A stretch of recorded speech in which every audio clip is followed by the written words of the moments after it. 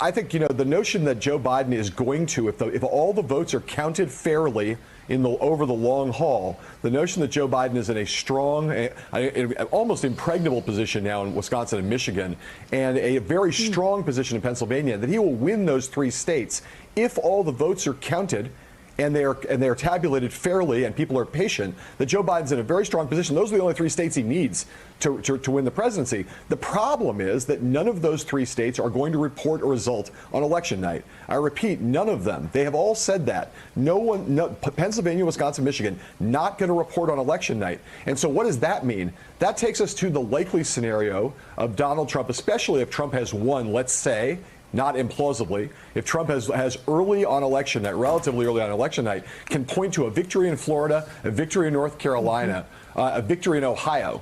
Donald Trump stands up and says, I'm winning this election. I'm ahead, and I'm now going to declare victory on election night. And we don't have results in those 3 Great Lakes states. We don't have results in Pennsylvania, Wisconsin, and Michigan, and we're not going to accept those results. We are now suing to stop the count.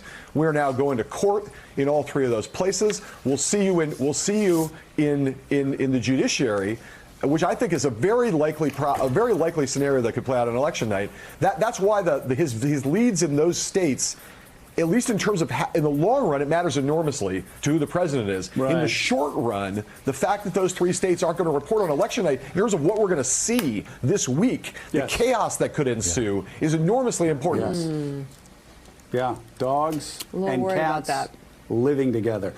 Thanks for checking out MSNBC on YouTube, and make sure you subscribe to stay up to date on the day's biggest stories. And you can click on any of the videos around us to watch more from Morning Joe and MSNBC. Thanks so much for watching.